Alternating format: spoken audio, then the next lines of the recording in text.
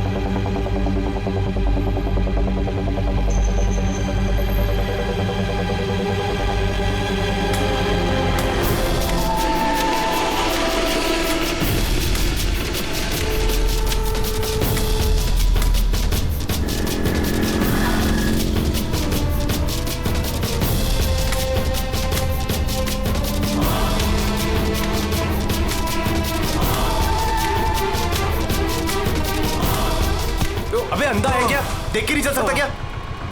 अंधा ही हूँ भाई। अरे अरे भाई सॉरी, मेरी छड़ी मुझे पता नहीं था।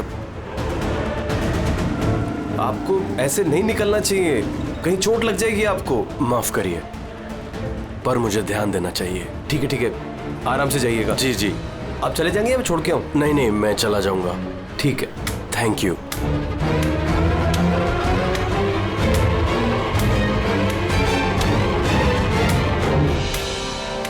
क्या हो गया यार, ये इतना दर्द क्यों हो रहा है?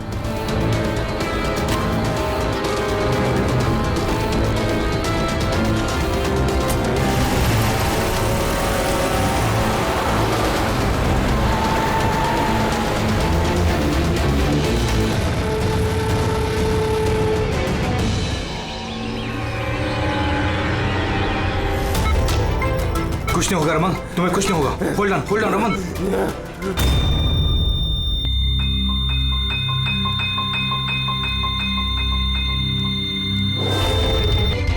Oh my God, he's dead.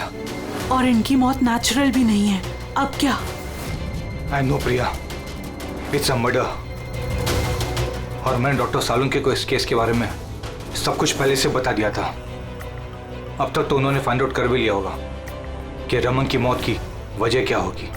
Raman की मौत जहर से हुई है? हाँ बस, बहुत खतरनाक जहर है। ये पहले इंसान के दिमाग पर असर करता है। पहले डिलेरियम, फोटोफोबिया, एमनेशिया। उसके बाद ये जहर इंसान के बाकी के अंगों पर असर करता है। बाकी के अंग धीरे धीरे काम करना बंद कर देते हैं और इंसान की मौत हो जाती है। सर साहब, इसका कोई एंटीडोट तो होगा ना? हर जहर का एंटीडोट होता है फ्रेडी, लेकिन उसके लिए हमें उस जहर के बारे में पूरी जानकारी होनी चाहिए। बस ये जहर आसानी से पकड़ में नहीं आता है। मुझे भी बहुत सारे टेस्ट करने पड़े इसे ढूंढने के लिए। सर, जहर दे के मारना एक अलग बात है, और ऐसा जहर देना जिससे इस तरह तड़प तड़प के मरे, ये जरा चौंकाने वाली बात नहीं लगती? लेकिन ये जो भी कोई है, ऐसी नफरत करता था रमन के साथ कि उसने उसे ऐसी खतरनाक मौत दे दी। समझ में नहीं आता कौन हो सकता है ये, कौन होगा? कोई भी हो सकता है सर, रमन को जुए की लत थी। क्रिकेट, रेस कोर्स, सट्टा, हर तरह का जुआ। और इसी चक्कर में वो 5 करोड़ के कर्जे में था। 5 करोड़? 5 करोड़? हाँ सर, उसको धमकी भरे मैसेजेस भी आए थे। उसके फोन रिकॉर्ड्स में ऐसे कई सारे मैसेजेस हैं जो उसको बुकीज और सट्टेबाजों ने भेजे। ये देखिए। सर हो सकता है इन्हीं में से किसी की धमकी सच साबित हो गई होगी। पता नहीं, पर जिस तरह से इसको मारा है सर, लगता तो नहीं है किसी बुकी का काम है। फिर भी इन्हें बुलाना तो पड़ेगा, शायद कुछ पता चल जाए। हाँ। Hello ACP Pradyuman. अच्छा ठीक है। आप रमन का चचेरा भाई हितेन। हितेन, किसी ने रमन का खून कर दिया है। क्या लगता है आपको किसने किया होगा? मुझे नहीं पता सर, सिर्फ बुरे काम का बुरा नतीजा। एक ना एक दिन तो ये सब होना ही था सर। अब किसने किया, कैसे किया, ये तो नहीं पता सर, लेकिन इतने सारे लोगों से दुश्मनी, इतने सारे लोगों का कर्जा, उन्हीं में से किसी ने अच्छा, आपके अलावा परिवार में इनका और कौन है? माँ है इसकी, लेकिन अब वो कहाँ पर है ये मुझे नहीं पता। ठीक है हितेन, हमारी इन्वेस्टिगेशन अभी चल रही है, तो बॉडी अभी यहीं रहेगी हमारे पास। आप अपना कॉन्टैक्ट नंबर वहाँ लिखवा दीजिएगा, जरूरत पड़ेगी तो आपको तकलीफ देंगे। जी सर।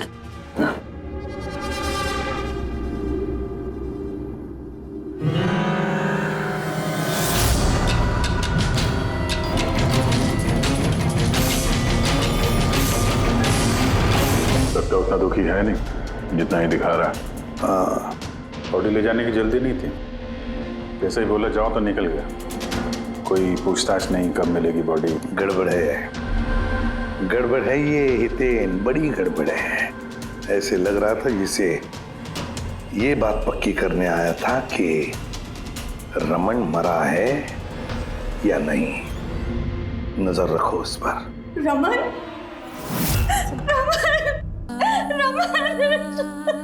मैम, आप बेटा है मेरा रमन, माँ मैं इसकी वसुंधरा। बेटा क्या हुआ कि तू आएगा और मुझे घर ले जाएगा एक दिन, पर तू तो इतना दूर चला गया बेटा। तो आप अपने बेटे रमन के साथ नहीं रहती थी? जी नहीं सर। आप? सर मेरा नाम मदन है। भगवान, मुझे क्यों बिठा रखा यहाँ पे? उठा लेता मुझे ही। संभालो अपने आप को। और कितना रोग इस नालायक के लिए। इसको अपनी करनी की सजा मिली है। नहीं बेटा, ऐसा मत कहो। चाहे जैसा भी था, बेटा था मेरा। क्यों, ऐसा क्या किया था इसने इनके साथ? इन्हें अपने ही घर से बाहर निकाल दिया, सड़क पर छोड़ दिया अकेले। ऐसा क्यों? बोला माँ बहुत कर्जा है, घर बेचना पड़ेगा और मेरा खर्चा भी नहीं उठा सकता, इसीलिए मुझे छोड़ दिया।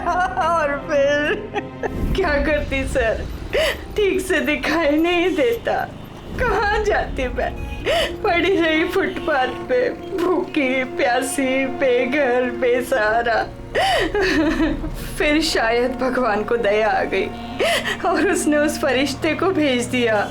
उसका चेहरा तो नहीं देखा मैंने, लेकिन उसने मुझे अपने साथ चलने के लिए कहा और मैं चली गई। एक बड़ा आदमी मुझे इसके पास ले गया। सर, दरअसल मेरी एक संस्था है, संयुक्त वृद्धाश्रम। हम वहाँ पर कोशिश करते हैं कि इन जैसे बुजुर्गों को घर जैसा प्यार और सम्मान मिल सके। माँ जी मुझे वृद्धाश्रम के गेट पर मिली थी एक चिट्ठी के साथ, जिसमें लिखा था कि इनका ख्याल रखना। बस उसी दिन से संयुक्त वृद्धाश्रम इनका घर बन गया। आज सुबह लैंडलाइन पे फोन आया कि इनके बेटे की मौत हो गई है। बस इनसे रहा ही नहीं किया। माँ है ना। मेरी आपसे विनती है, इसके कातिलों को छोड़ना मत सर, जरूर सजा दिलवाना सर, जरूर सजा दिलवाना। देखिए माँ जी, मैं आपसे वादा करता हूँ, हम रमन के कातिल को नहीं छोड़ेंगे, उसे कड़ी से कड़ी सजा दिलवाएंगे। आप प्लीज चिंता मत कीजिए। थोड़ा ख्याल रखिए अपना। मदन, इनका ख्याल रखना। और एक बात, किसी भी चीज की आप लोगों को जरूरत पड़े तो हमें जरूर याद करना।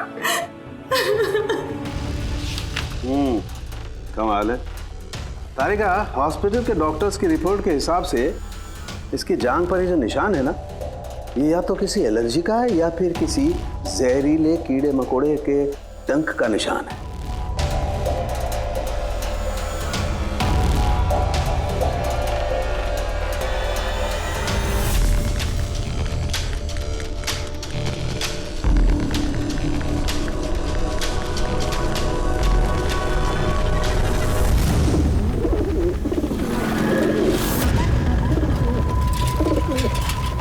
सर, इस हितेन की हरकतें ठीक नहीं लग रही है सर। ऐसे ऐसे लोगों के साथ उसका उठना बैठना है, उस पर शक करना बनता है सर। एक और बात है सर, कुछ समय पहले ये रमन ने उसे अपने घर से निकाल दिया था।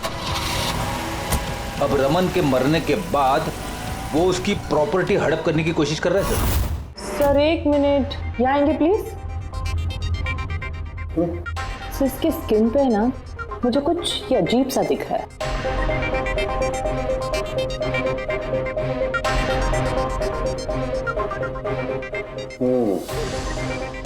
तारिका, ये जो अजीब सी चीज है ना, दरअसल ये पैराफिन है। पैराफिन? मोम। अरे तो इसका मतलब वो जहर इसके थाई में नहीं इंजेक्ट किया गया? किया गया, वो जहर इसकी थाई में ही इंजेक्ट किया। तो फिर ये मोम कहाँ से आया? मोम कहाँ से आया? तारिका, यहाँ से खूनी ने जहर इंजेक्ट किया। दरअसल ये जहर मोम से, पैराफिन से कोटेड था, इसीलिए इसकी इस चमड़ी पर भी और इसके खून में भी हमें पैराफिन मिला है। क्योंकि खूनी नहीं चाहता था कि ये जहर तुरंत इसके शरीर में जाकर के असर दिखाए, इसलिए उसने इसे कोट कर दिया। और ये जो जहर है एस्कोमाइन, ये एक बायो पॉइजन है, जैविक जहर। खूनी ने इसे मोम से कोट किया, इसके शरीर में इंजेक्ट किया और फिर इसके शरीर की गर्मी से मोम पिघलने लगा और वो जहर इसके खून में मिलकर के अपना असर दिखाने लगा। मतलब ये जहर किसी लिक्विड फॉर्म में नहीं बल्कि पैलेट यानी छोटी गोली के फॉर्म में इसके शरीर में डाला गया है। एग्जैक्टली।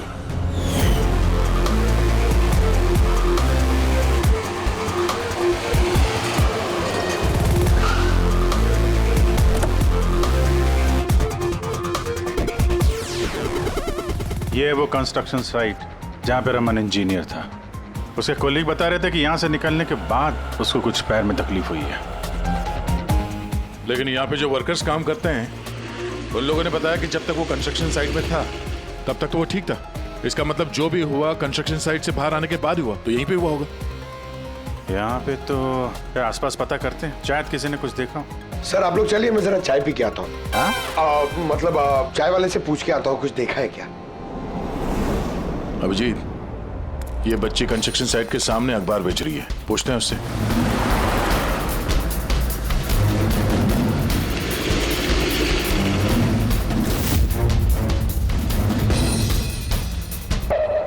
क्या नाम है बेटा आपका?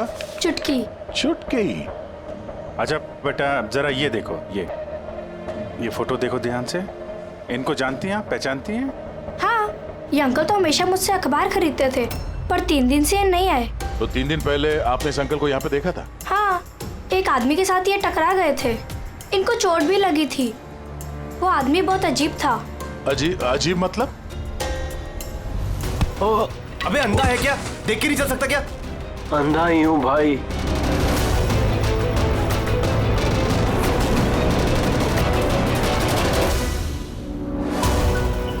क्या हो गया यार? दर्द क्यों हो रहा है?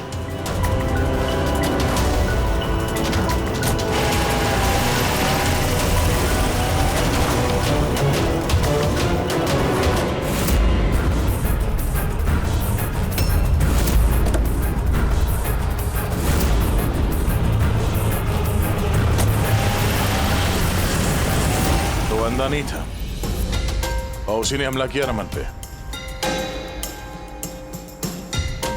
अच्छा बेटा, आप वो जो अंकल थे उनको पहचान सकते हो? देखा था आपने उनको ठीक से? नहीं। अच्छा, वो कार का नंबर देखा आपने? नहीं अंकल, वो अंकल को कार चलाते देख मैं एकदम चौंक गई थी, इसलिए कार का नंबर याद नहीं है। पर क्या बात है अंकल, इंजीनियर अंकल ठीक तो है ना? नहीं बेटा, उन्हें कुछ नहीं हुआ। वो अभी किसी दूसरे कंस्ट्रक्शन साइट पे चले गए, अब वो यहाँ पर नहीं आएंगे। Thank you. आप इस समय अखबार बेच रही हो, स्कूल नहीं जाती आप?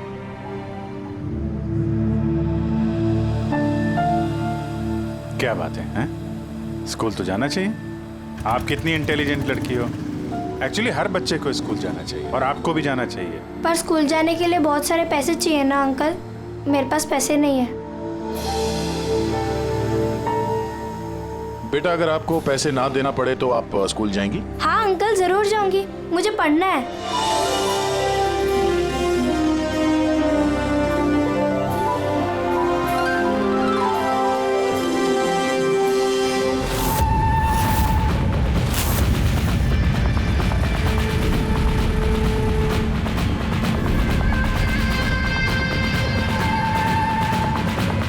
समीर, अब तुम्हारी बारी। हाँ बोलो। हाँ यार, तुम्हें एक बार में समझ में नहीं आता है। देखो, मैंने तुम्हें पहले भी कह दिया है कि तुम कुछ भी कर लो, मैं इस खंडहर के लिए एक कौड़ी भी खर्च नहीं करने वाला।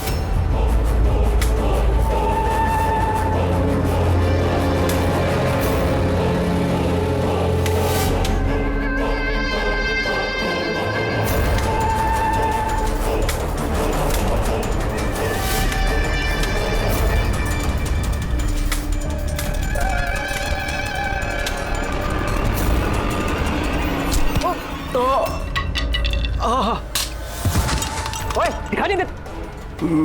मेरी छड़ी। Sorry, I am sorry. मेरी छड़ी। I am sorry, extremely sorry. अब आपको कहीं लगी तो नहीं? आप ठीक है ना? मैं आपको कहीं ड्रॉप कर दूं? नहीं, मैं ठीक हूँ, मैं चला जाऊंगा। आप ठीक है ना? नहीं, I'm okay। आप संभाल के जाइए। हाँ जी, आप संभाल के जाइए। Okay, thank you.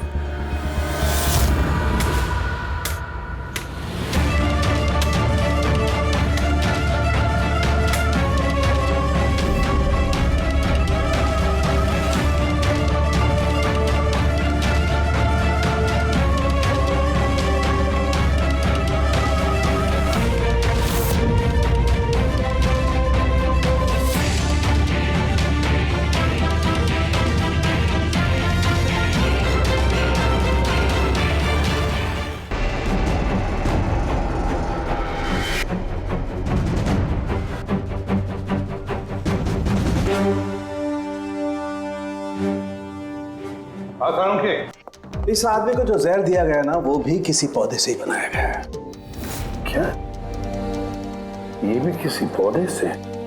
हाँ बस, लेकिन ये कौन सा जहर है, ये अभी तारिका पता कर रही है। इस जहर का नाम है रिकिनस कम्युनिस, और ये जहर पहले वाले जहर से भी बहुत ज्यादा तेज और खतरनाक है। रिकिनस? अब ये किसी पौधे का नाम है क्या? हाँ फ्रेडी, ये किसी पौधे का नाम है, और बॉस ये कोई आम पौधा नहीं है, बहुत मुश्किल से मिलता है। और खूनी जो कोई भी हो बॉस, उसे पौधों के बारे में बड़ी अच्छी जानकारी है। हाँ, जानकारी तो होनी चाहिए पौधों के बारे में, तभी तो। लेकिन सर, इन हत्याओं की वजह क्या है? ना तो हमें रमन की हत्या का कारण पता है और ना समीर का, और दूर दूर तक इन दोनों का एक दूसरे से कोई संबंध ही नहीं है। सर, समीर और रमन के बीच में एक चीज तो कॉमन है। क्या? माय गॉड, तो ये है वो कड़ी जो समीर और रमन को जोड़ती है। तो क्या दोनों ने एक ही गलती की? जी सर, रमन की तरह समीर ने भी अपने बूढ़े और कैंसर पेशेंट पिता को घर से निकाल दिया था। हमने उनके बारे में छानबीन की और एक ऐसे शख्स से मिले जिन्होंने समीर के पिता को ढूंढने में मदद भी की और इस केस को एक नया मोड़ दिया। कौन है वो? सर, ये डॉक्टर दिनेश है। Hello sir. कैंसर सेंटर के चोड़ी। समीर के पिताजी का इलाज यही कर रहे थे। डॉक्टर दिनेश, सर एक बात समझाइए। समीर ने अपने पिताजी को घर से बाहर निकाला था, तो फिर ये समीर के पिताजी आपके यहाँ कैसे पहुंचे? आपके कैंसर सेंटर में? किसी ने उन्हें हॉस्पिटल पहुंचा दिया था। मैं हॉस्पिटल पहुंचा ही था जब मैंने इनको देखा। ये चेयर पे बैठ के कुछ बड़बड़ा रहे थे, हाथ में लिफाफा था। मैंने पूछा कि कौन है, लेकिन इनको कुछ याद नहीं था। मैंने उनके हाथ से लिफाफा लिया। पैसों के अलावा उसमें एक चिट्ठी भी थी। उसमें लिखा था कि इनको कैंसर है और हम इनको अपने यहाँ एडमिट करके इलाज शुरू करें।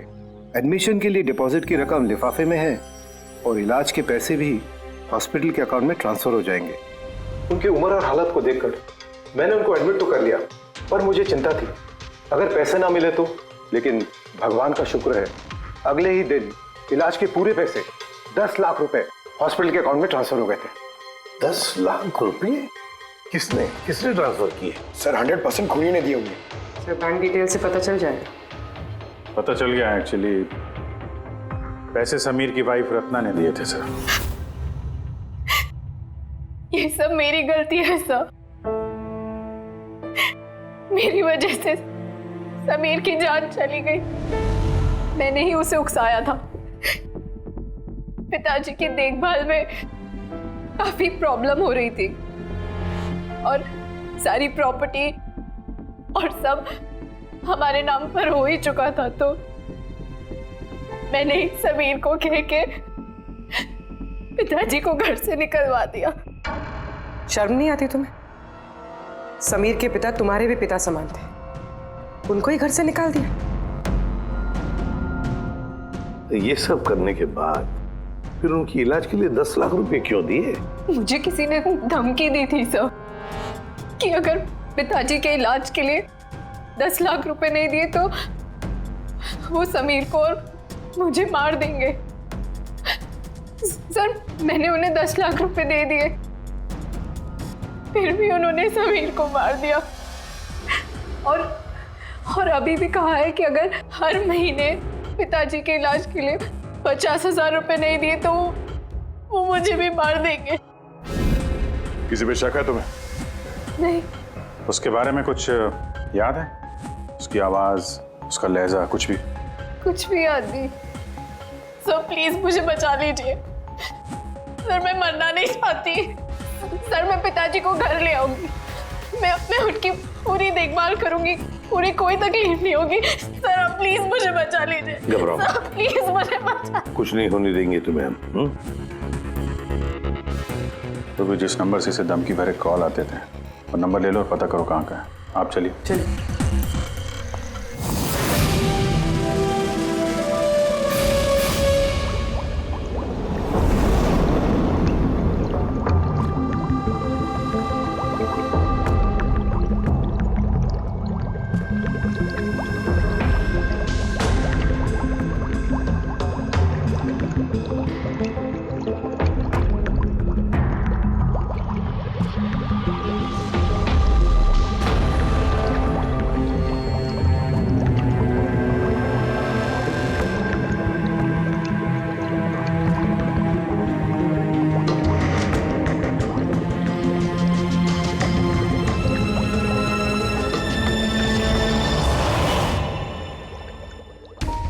सर हमने इतने सारे एंटीडोट्स बना लिए, लेकिन इसकी क्या गारंटी है कि खूनी इन्हीं में से किसी जहर का इस्तेमाल करेगा?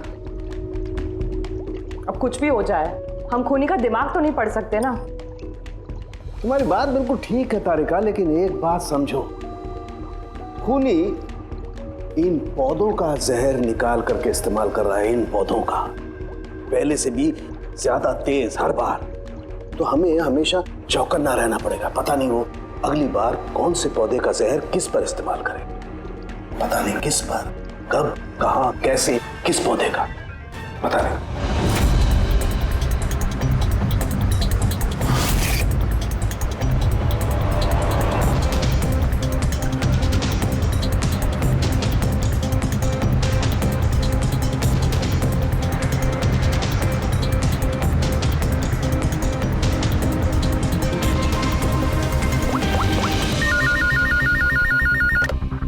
हेलो। हाँ पूर्वी बताओ। सर वो फोन बूथ जहाँ से कातिल ने रत्ना को धमकी भरे कॉल्स किए थे वो ये भाईंदर रेलवे स्टेशन के पास है। Bhayandar railway station? वहां तो बहुत भीड़ भाड़ रहती है। जाहिर सी बात है उसने ब्लाइंड मैन के भेस में तो किया नहीं होगा। बड़ा मुश्किल है पता लगाना। सर किसी को कुछ पता तो नहीं है, लेकिन एक खास बात यह है कि ये कॉल्स सुबह 11 से 12 के बीच किए गए हैं और रेलवे स्टेशन के पास एक बस स्टैंड भी है जहाँ से बस जाती है पुणे। बस स्टैंड भी पास में ही है, तो ट्रेन से भी जा सकता है और बस से भी। चलो कोई बात नहीं, देखते हैं। भाईंदर, इसका मतलब कि खूनी मुंबई से ही है और सिर्फ समीर का खून करने के लिए पुणे गया था। तो पुणे वो ट्रेन से गया होगा या फिर बस से या फिर कोई प्राइवेट गाड़ी या फिर खुद की गाड़ी से। वही तो सर, खूनी को पता था कि हम लोग रत्ना तक पहुंच जाएंगे और ये कॉल वाली बात खुलेगी, इसलिए वो हमें गुमराह कर रहा है सर। खेल खेल रहा है हमारे साथ। हाँ, खेल खेल रहा है। मगर सर हम लोग खूनी तक पहुंचेंगे कैसे? हमारे पास उसके खिलाफ तो कोई इंफॉर्मेशन है ही नहीं और हमें यह भी नहीं पता है कि उसका अगला शिकार कौन होने वाला है। पंकज, इससे पहले कि खूनी अपनी शिकार तक पहुंचे, हम शिकार उसके सामने डाल देंगे। ये घटना आज सुबह 10 बजे की है। मुंबई के गोरेगांव रेलवे स्टेशन पर एक बुजुर्ग ने रेल के नीचे आकर अपनी जान देने की कोशिश की। वहां मौजूद लोगों ने उन्हें बचा लिया। आइए जानते हैं कि आखिर वो क्या वजह है जिसने एक बुजुर्ग को ये करने पर मजबूर कर दिया। मुझे क्यों पकड़ के रखा हुआ? छोड़ दो मुझे, मैं नहीं जीना चाहता हूँ। क्या करूँगा मैं जी करके? लेकिन आपके साथ हुआ क्या है? आखिर आप क्यों मरना चाहते हैं? क्या हुआ? मेरे साथ क्या हुआ? मुझे मेरे इकलौते बेटे ने घर से बाहर निकाल दिया अकेले करके। मैंने अपने बच्चे को इतने प्यार से पाला पोसा और उसने मुझे घर से बाहर निकाल दिया। ये तो बड़े दुख की बात है। आखिर क्या हो गया हमारी आजकल की पीढ़ी को? आपका बेटा करता क्या है? क्या करता है? स्कूल जाता है। टीचर है? नहीं, पढ़ता है। स्कूल में पढ़ता है। अभी 8 साल का ही तो है। जी क्या कहा आपने? क्या कहा मैंने? आपका बेटा कितने साल का है? कितने साल का है? आपने कहा 8 साल का है। मेरा बेटा 8 साल का है, उसने मुझे घर से बाहर निकाल दिया। मैं मर जाऊंगा। सुना आपने? इनका दावा है कि इनके 8 साल के बेटे ने इनको घर से बाहर निकाल दिया। आखिर क्या वजह है? कौन है ये 8 साल का बच्चा? रेल की पटरी पर जान देने की कोशिश करने वाले बुजुर्ग के 8 साल के बेटे का पता चल गया है। वो दरअसल 33 साल का सॉफ्टवेयर इंजीनियर है। बुजुर्ग की दिमागी हालत ठीक नहीं है, इसलिए अब भी वो उसे 8 साल का बच्चा ही समझते हैं। उनका बेटा अमेरिका में रहता है और उसने उन्हें घर से बाहर निकाल दिया है। उसके बाद ही बुजुर्गों ने अपनी जान देने की कोशिश की। आइए उनके बेटे से ही पूछते कि उन्होंने आखिर ऐसा क्यों किया। सर एक सवाल सर, क्या ये सच है कि आपने अपने पिताजी को घर से बाहर निकाल दिया है? हाँ ये सच है। सर आखिर आपने ऐसा क्यों किया? आपको एक बार भी बुरा नहीं लगा? हाँ निकाला मैंने और बुरा भी नहीं लगा। आप जानते हैं इनको? आपने कभी झेला इनको? इनको अल्जाइमर्स की बीमारी है। मैं पागल हो गया उनका ख्याल रखते रखते। मेरी खुद की एक लाइफ है, मेरी वाइफ है, मेरी फैमिली है। मैं क्या करूं? कब तक पैसे दे के इनका ट्रीटमेंट का काम कराते रहूं? मैं पैसे नहीं है मेरे पास, सब खत्म हो गया। अरे यहाँ से, अरे छोड़ दो मेरा पीछा, मेरे दूर चले जाओ मुझसे। परेशान हो गया आपसे मैं। ये तमाशा देखो खड़ा कर दिया। खुश हो गए? चले जाओ मुझे छोड़ के यार। सर कभी आप भी तो छोटे थे ना। इन्होंने आपको पाल पोस के बड़ा किया, इस लायक बनाया और आपने इन्हें घर से ही बाहर निकाल दिया। तुमको बहुत प्यार आ रहा है? हाँ? जा अडॉप्ट कर ले जाके। दिमाग खराब मत करो मेरा। तुमको जो करना था ना तुमने आके कर लिया बवाल खड़ा। प्यार भी मिल गई ना तुमको, पैसे कमा लिए ना। हटो यहाँ से। तो देखा आपने कि किस तरह एक लड़के ने अपने बाप को घर से बाहर निकाल दिया। अब ये बेचारे बुजुर्ग कहाँ जाएंगे, किसके साथ रह जाएंगे? इन्होंने अपनी सारी पूंजी अपने लड़के पे लगा दी और आज इनके लड़के ने इनको घर से ही बाहर निकाल दिया।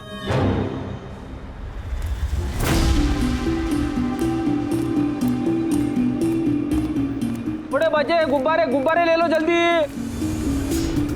गुब्बारे वाला गुब्बारे ले लो।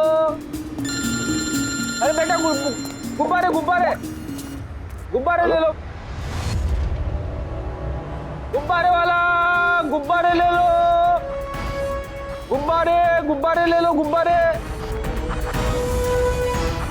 गुब्बारे ले लो बेटा, गुब्बारे ले लो। गुब्बारे वाला, गुब्बारे गुब्बारे ले लो।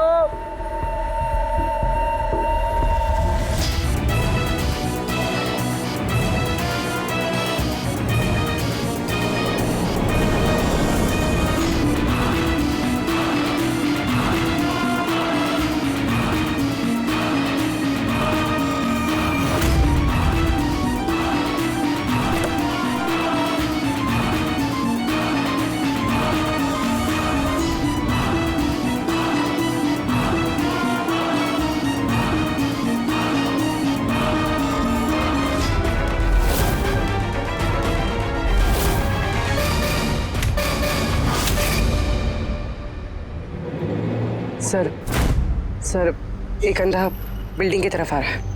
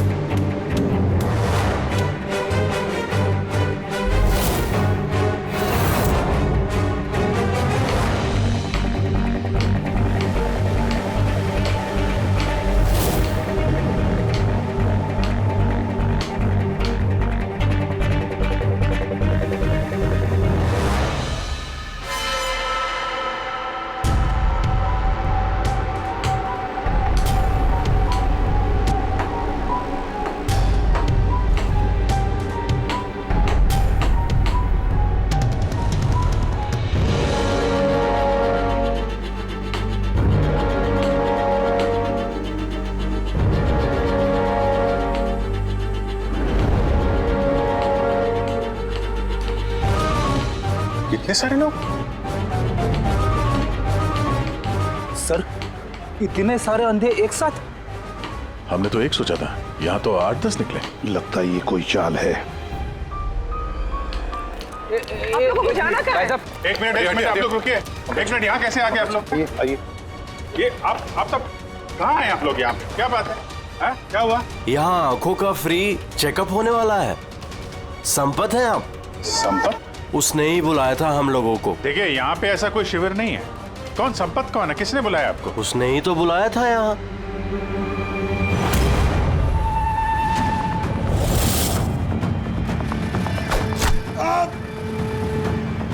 पंकज!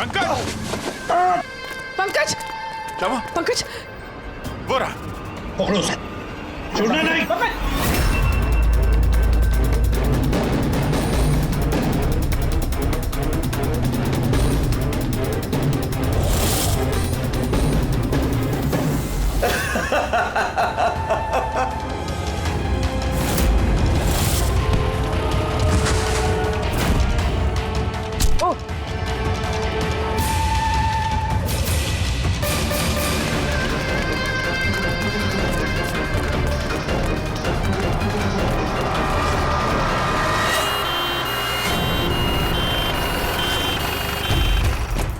आजा, जल्दी आजा। पंकज, तुझे कुछ नहीं होगा। पंकज, इसे एम्बुलेंस में लेके चलो।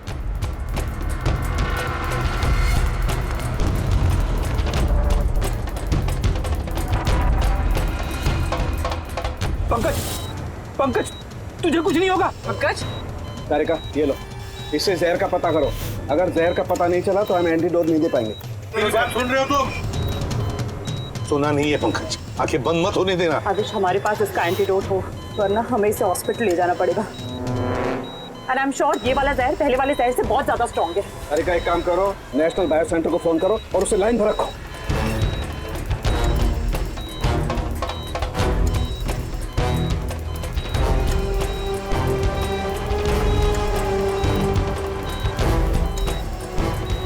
Pankaj, don't worry, Pankaj.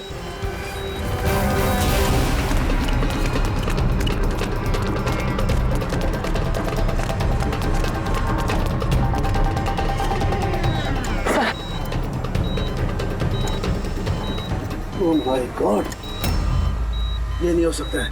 और सूत्र तो जहर ही बदल दिया। लेकिन सर हमारे पास इतने सारे एंटीडोट से कोई ना कोई तो काम करेगा ना। कोई काम नहीं करेगा बॉस, ये पौधे का जहर ही नहीं है, उसने जहर बिल्कुल बदल दिया है।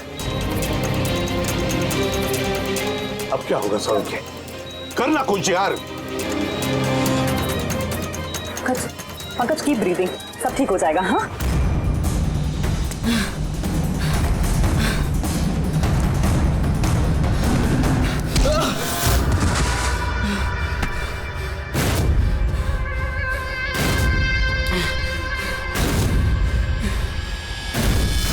सर मेरा नाम मदन है। तुमने क्या ये सब? क्यों पड़े हो मेरे पीछे? मैंने जो किया सही किया। लोगों की जान लेना सही है? मैंने सिर्फ बुरे लोगों को सजा दी है सर। जो लोग अपने माँ बाप का ख्याल नहीं रखते ना, उनको इस दुनिया में जीने का कोई हक नहीं होता। जब मेरी माँ की मौत हुई थी तो मेरी दुनिया उछल गई थी। उसी वक्त मैंने इस संयुक्त वृद्धाश्रम की शुरुआत की थी। सर वहाँ पर जितने भी बुजुर्ग माँ बाप आते हैं ना, सब अपने बच्चों के सताए हुए होते हैं। ये देखकर मेरा खून खौल जाता है। मैंने उसी वक्त इस फैसला किया था कि मैं इन सबको सबक सिखाऊंगा, इसीलिए मैं मार देता हूं इनको। क्या गलत किया मैं? सर कुछ करो सर। कुछ नहीं कर सकते जब तक उस जहर का कंपोजिशन नहीं पता लगेगा फ्रेडी, हम कुछ भी नहीं कर सकते। अगर इसे गलत एंटीडोट दे दिया तो ज्यादा खतरनाक होगा यार। सर पंकज की हालत तो बिगड़ती जा रही है। सर पल्स गिर रही है, हॉस्पिटल ले जाना पड़ेगा। हॉस्पिटल जाके कुछ नहीं होगा, हमारे पास इतना वक्त नहीं है वहां जाकर टेस्ट करें। मुझे इस जहर का नाम चाहिए यार। पंकज। हेलो। हाँ सर, हाँ सर, पकड़ा गया सर। खूनी मदन है।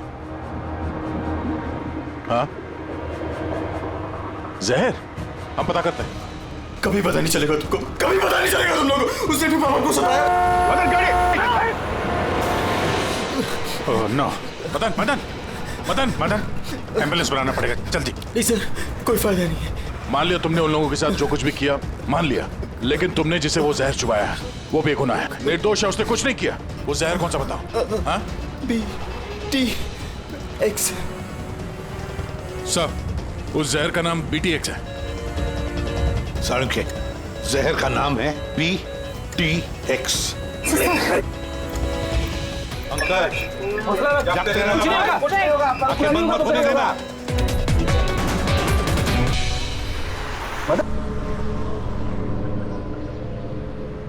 बस हो गया, you'll be all right। बस अब पंकज को कुछ नहीं हो सकता है, कुछ भी नहीं।